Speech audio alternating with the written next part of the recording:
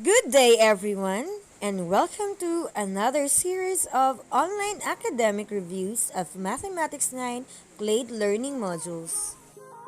For today's session, we will be having a review on Week 5 lessons about quadratic inequalities. But before we start, let me share with you the following objectives. First, to illustrate and solve quadratic inequalities. And second, to solve problems involving quadratic inequalities. Let us start our discussion with illustrating quadratic inequalities. A quadratic inequality is an inequality that contains a polynomial of degree 2 and can be written in any of the following forms: ax squared plus bx plus c greater than 0, ax squared plus bx plus c less than 0, ax squared plus bx plus c greater than or equal to 0, and ax squared plus bx plus c less than or equal to 0. The following are examples of quadratic inequalities.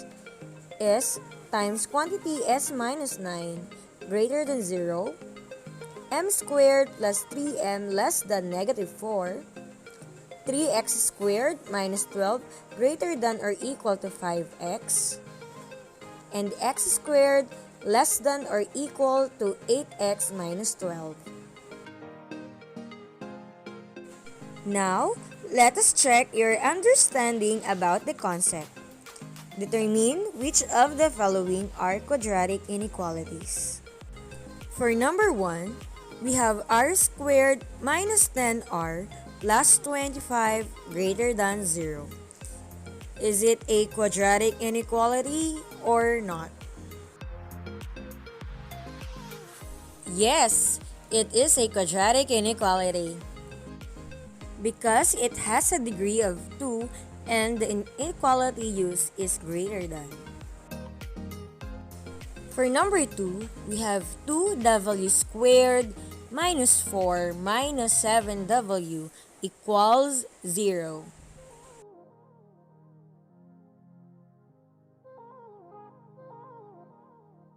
Because of the equal sign, number 2 is a quadratic equation.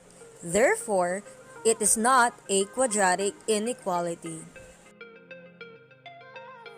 Next, n times the quantity n squared minus 7 less than 0.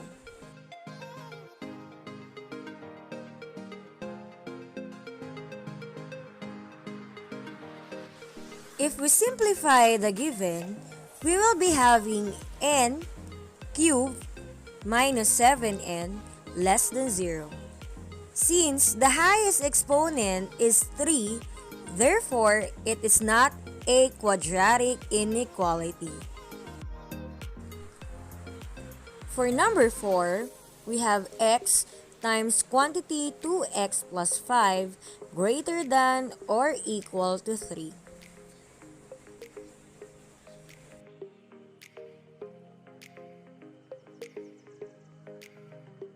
If we simplify the given, we will have 2x squared plus 5x greater than or equal to 3.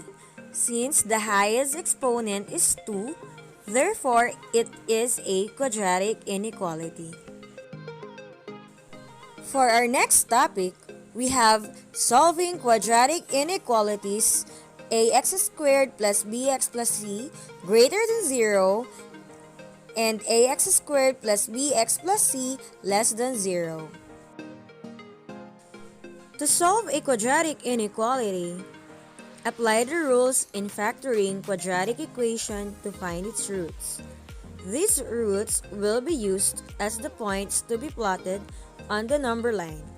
It will separate the line into 2 or 3 intervals. An interval is part of the solution of the inequality if a number in that interval makes the inequality true. To graph the solution set on the number line, Use the hollow circles on the roots or points of the equation when the symbol used in the mathematical statement is less than or greater than.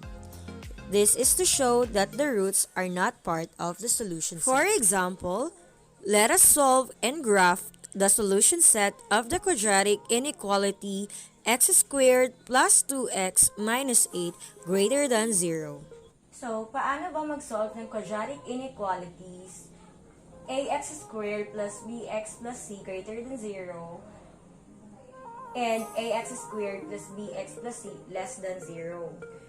So, for example, x squared plus 2x minus 8 greater than 0. In solving quadratic inequalities, the first step na gagawin natin is to rewrite or make the quadratic inequality into quadratic equation.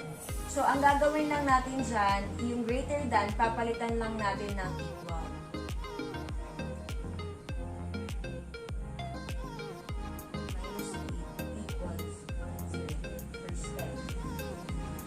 Next, solve the quadratic equation using any method. So, ngayon, ang gagamitin ko is factoring. So, pwede natin gamitin yung AC method. Maghanap tayo ng factors ni negative 8 na kapag inab natin ay positive 2. So, meron tayong positive 4 and negative 2. The factors of x squared plus 2x minus 8 are quantity x plus 4 and quantity x minus 2. Next, apply zero product property. We will have x plus 4 equals 0. Then x minus 2 equals 0. Next, add negative 4 to both sides. So we have here negative 4 and then negative 4. So it will become x is equal to negative 4. For x minus 2 equals 0, since minus 2 yan, para x na lang maiwan, add positive 2 to both sides. So, ang resulting equation natin, or ang sagot natin is x is equal to positive 2. So, the roots of quadratic equation x squared plus 2x minus 8 equals 0 are negative 4 and positive 2. So, gamitin natin yung roots na nakuha natin to be the points on the number line. Okay, so gawa po tayo ng number line. Number line.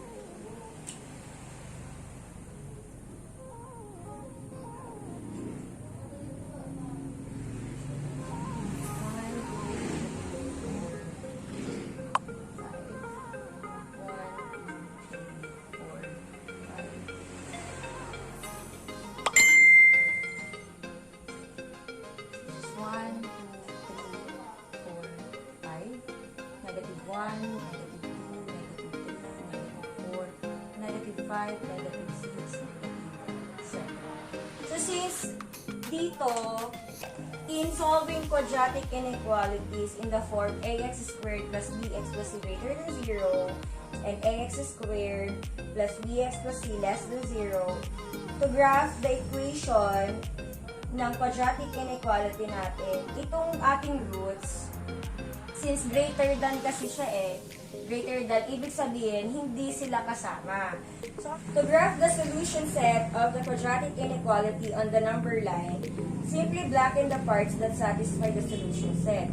Always use hollow circles for the critical points on the number line. Okay, so dito, sa ating number line, gagamit tayo ng hollow circle. Bakit po hollow circles ang gagamitin natin sa ating mga critical points? Kasi po, since ito ay greater than po, ibig sabihin, hindi kasama si negative 4 at saka si 2. So, hanapin natin si negative 4. Ito po siya. Gagawin po tayo ng hollow circle. Ibig sabihin, hindi po kasama yan. And then, positive 2, hindi rin po kasama yan. So, kung mapapansin ninyo, yung number line natin, nahati siya sa 3 partitions or nahati siya sa 3. Ito po, isang interval po yan. yung nasa gitna, pangalawang interval, at yung nandito sa ating right side ay ang pangatlong interval. So, meron tayong 3 intervals. So, ano po yung intervals? Ito po yung solution set ng ating quadratic inequality. So, paano po natin aalamin yung ating 3 intervals? So, based sa ating number line, kapag gumawa tayo ng ating interval, yung una po,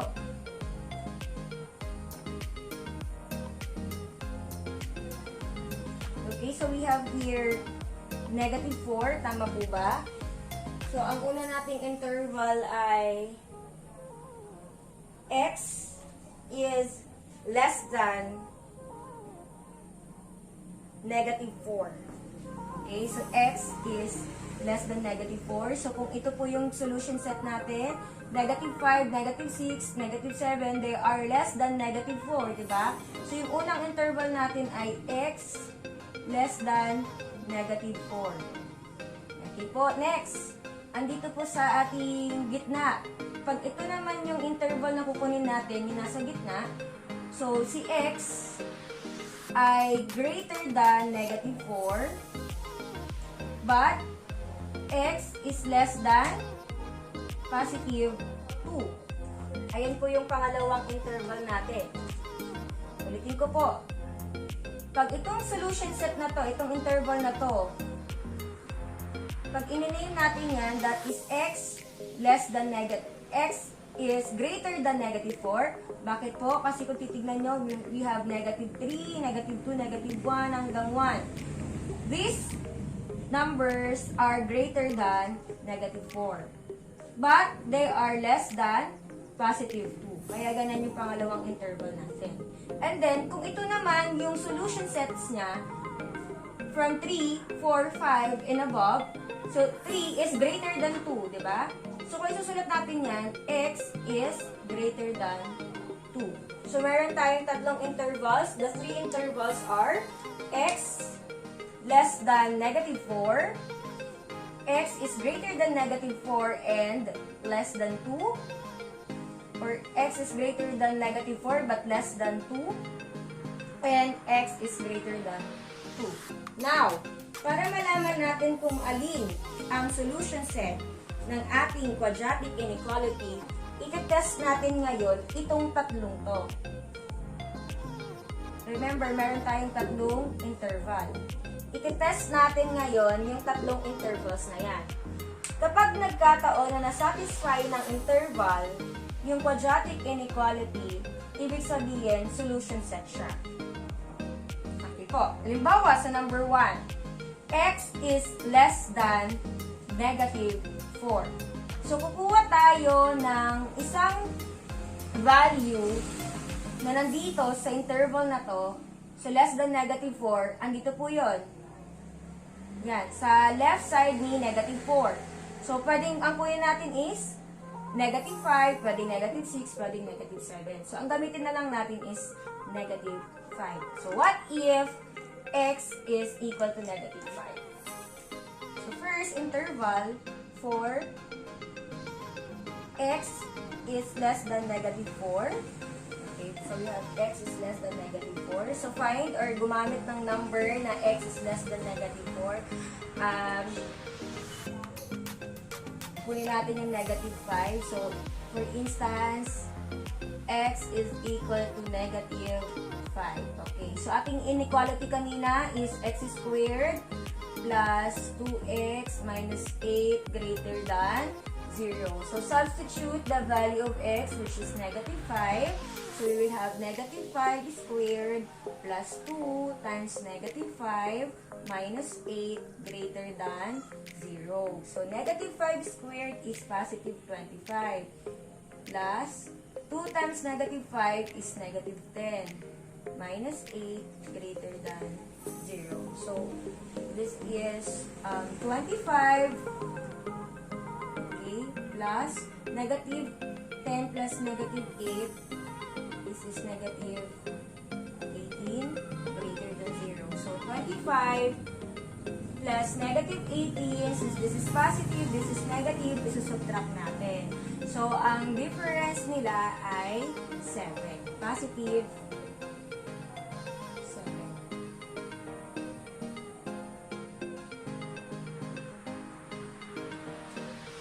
positive set. Is 7 greater than 0? Yes. So this is true. Diba? Since si 7 ay greater than 0, ibig sabihin, at dahil 2 siya, ibig sabihin, si negative 5 ay nasatisfy niya yung ating quadratic inequality. Since nasatisfy niya yung ating quadratic inequality, therefore, itong interval na to is a solution set. So, ito ay solution set ng given quadratic inequality. So, next interval. X greater than negative 4 but less than 2. Okay, sige. Let us try. Okay, for the interval, X is greater than negative 4 but less than 2. So, hahanap tayo or gagamit tayo ng, to test the interval, gagamit tayo ng number sa pagitan ni negative 4 at saka positive 2. So, hanap tayo, pili na lang tayo dito. Siguro, mas pipiliin ko na lang is 0 na lang para mas madali. So, if x is equal to 0. Okay, bakit 0? Again, hanap tayo ng, or gumamit tayo ng number sa pagitan ni negative 4 at saka ni positive.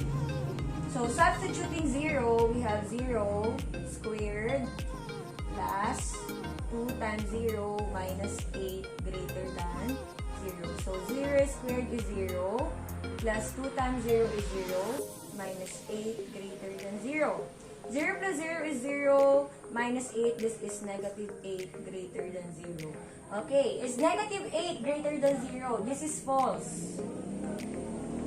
Oh, hindi naman, mas maliit po. Negative po yan. Ito 0. So, negative 8 is less than, diba? Less than 0. 8 nandito greater than. So, false yan.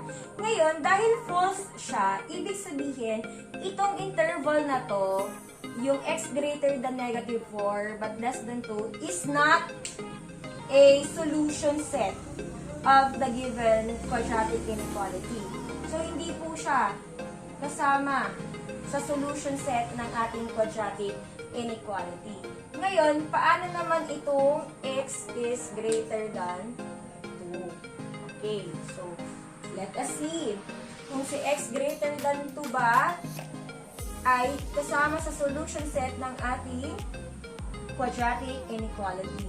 Last interval, x is greater than 2. Ngayon, to test the interval, kumuha tayo ng number na mas mataas sa 2. So, dito po, pipili po kayo sa side na to. So, siguro ang gagamitin ko na lang is, sige, try natin si 4.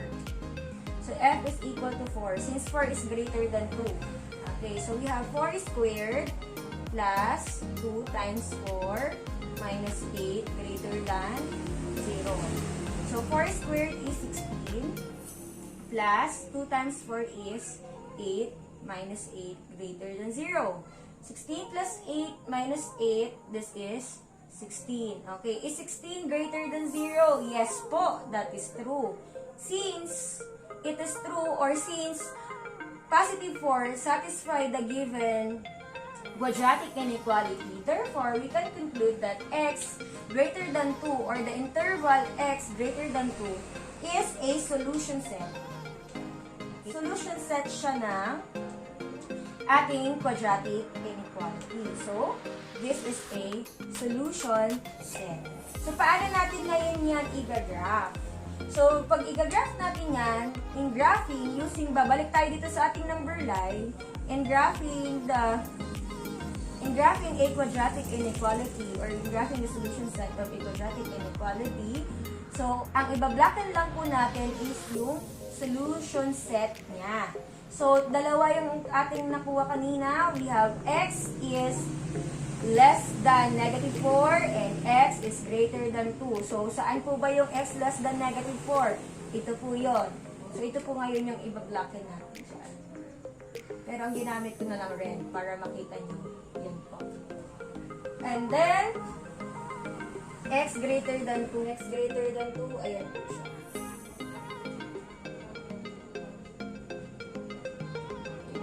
So, the graph of x squared plus 2x minus 8 greater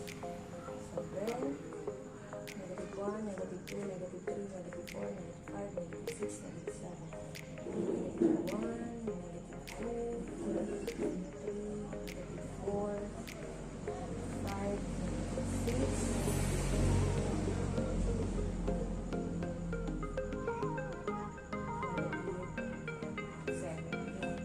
okay. So, hanapin natin sa number line natin yung roots natin. Asan ba yan?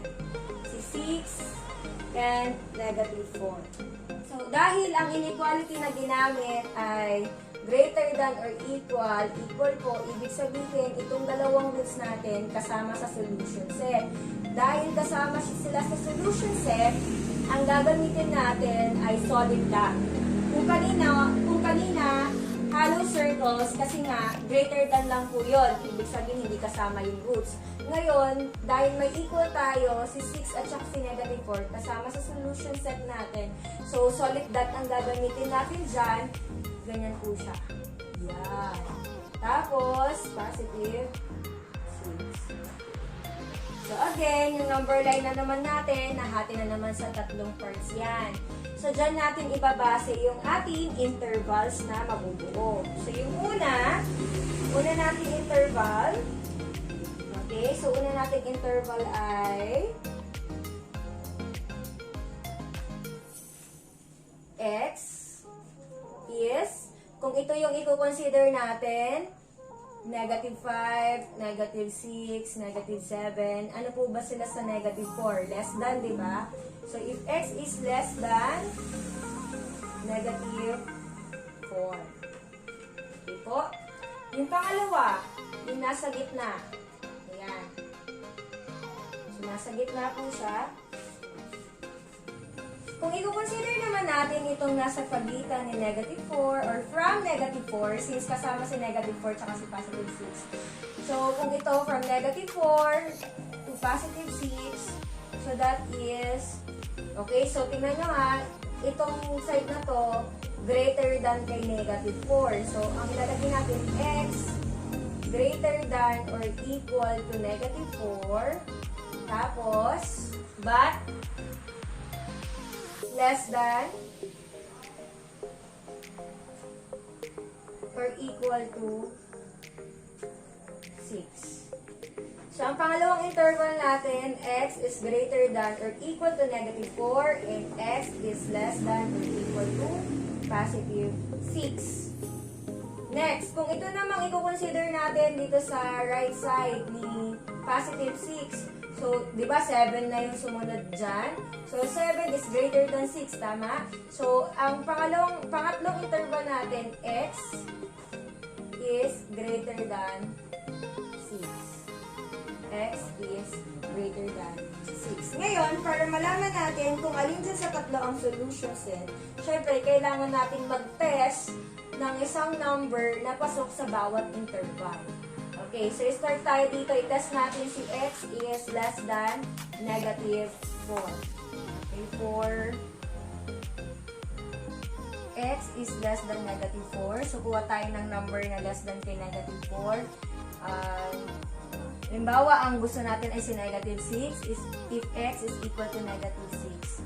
So, using our quadratic inequality, x squared minus 2x minus 24 greater than or equal to 0. Substitute the value of x, which is negative 6. So, we have negative 6 squared minus 2 times negative 6 minus 24 greater than or equal to 0. Negative 6 squared, that is equal to 36.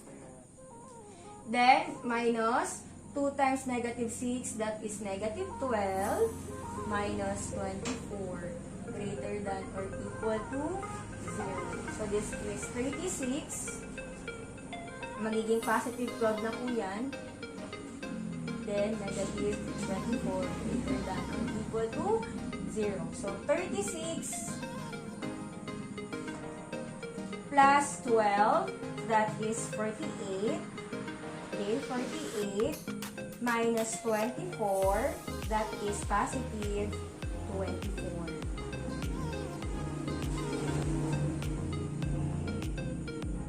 Greater than or equal to 0. Is 24 greater than or equal to 0? Yes po. Si 24 po ay mas mataas kay 0. So, this is true.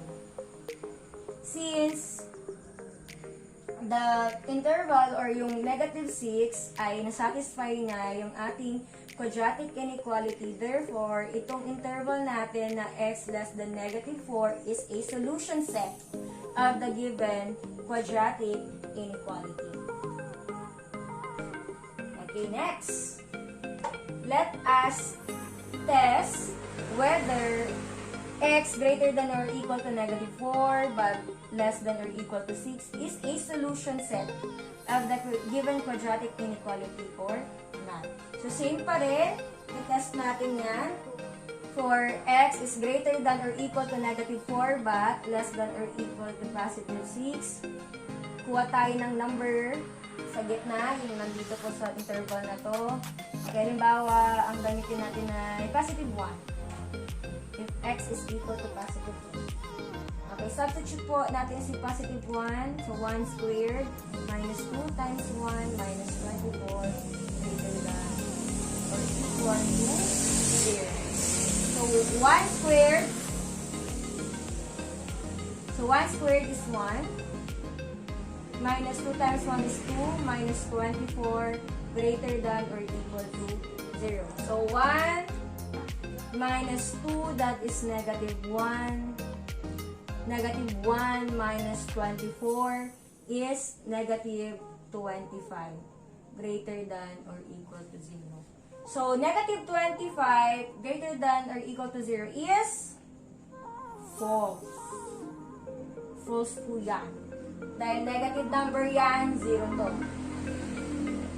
Ngayon, dahil false po siya, ibig sabihin, itong interval na to is not a solution set.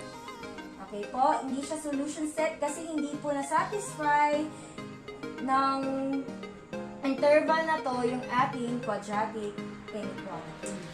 Okay, so dito lang po tayo. Yung una, okay, this is a solution set, diba?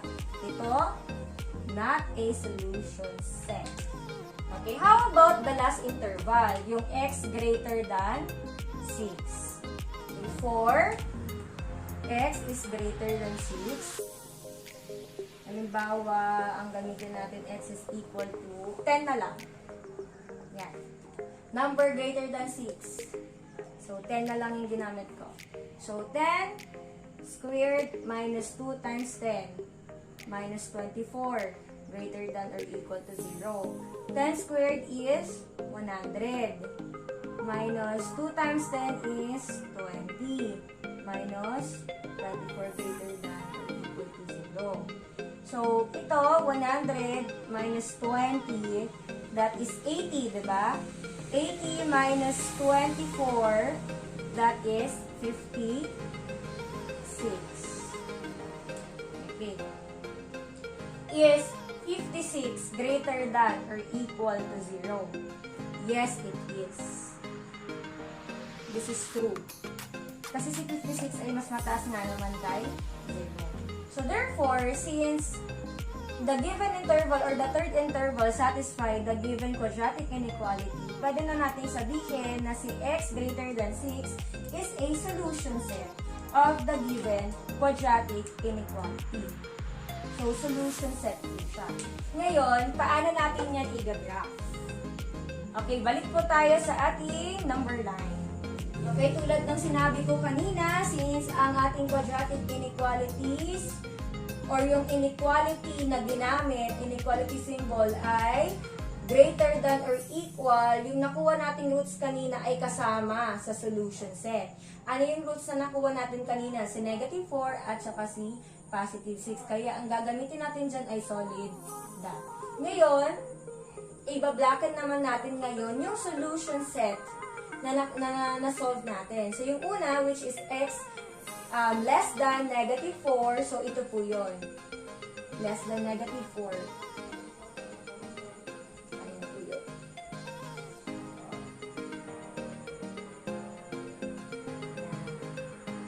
Then, x is greater than 6. Dito po yun. Ayan po. So, ayan po yung graph ng ating quadratic inequality x squared minus 2x minus 24 greater than or equal to 0. Ayan po siya. Okay, recap. Recap lang po. Kapag ang sinasolve natin quadratic inequality ay ax squared plus bx plus c greater than 0 and ax squared plus bx plus c less than 0, ang ginagamit natin ay hollow circles. Ibig sabihin, pabilog lang kung ganon, hindi kasama po yung roots. Pero kapag ganito po yung sinusolve natin, may kasamang greater than or equal to 0 at less than or equal to 0, yung roots po ay kasama. So, solid that po yung ginagamit.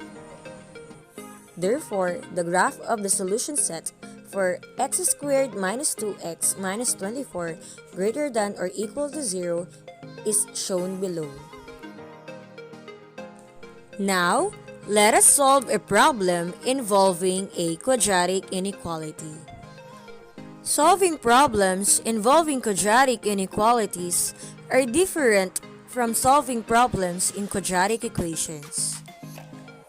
In solving problems involving quadratic inequalities, there are words used on the problem to determine the mathematical symbol to be used as inequalities. Let us try to solve a problem that involves quadratic inequalities. An object is launched from ground level directly upward at the rate of 48 meters per second. The equation for the object's height is h of t equals negative 6t squared plus 48t. At what time the object is above a height of 32 meters? To solve the time of the object, let us determine what symbol will be used in the equation. Since the word used on the problem is above, then the symbol is greater than.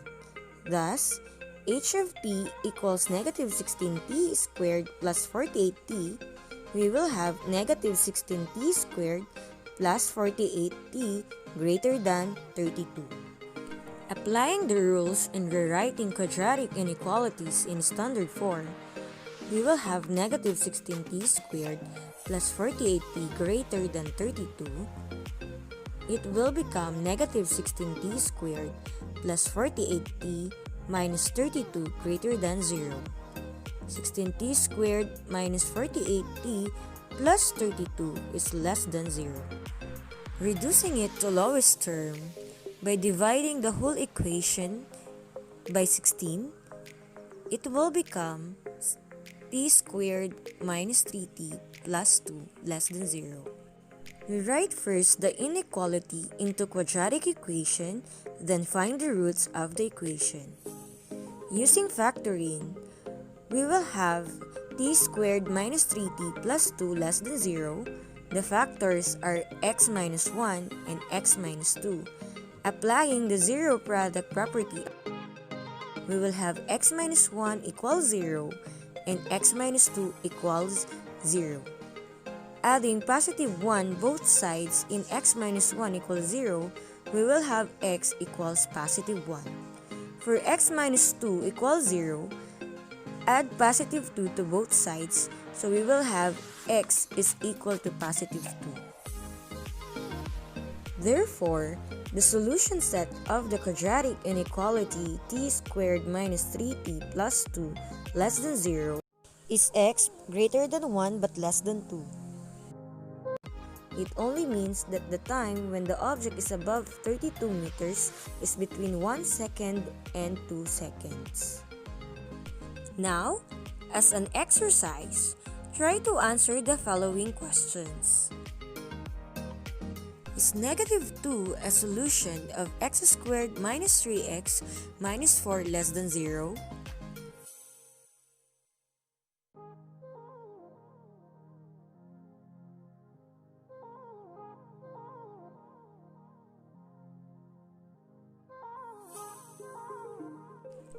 As we substitute negative 2 in the given quadratic inequality, it does not satisfy the inequality. Therefore, it is not the solution of x squared minus 3x minus 4 less than 0. Is positive 5 a solution of x squared minus 12x plus 35 less than or equal to 0?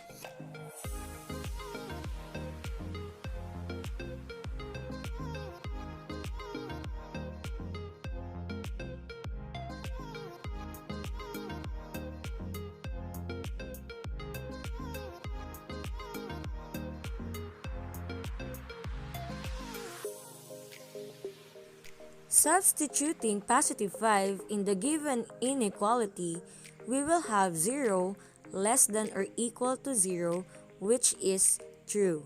Therefore, positive 5 is a solution of the given quadratic inequality. Thank you for watching and happy learning!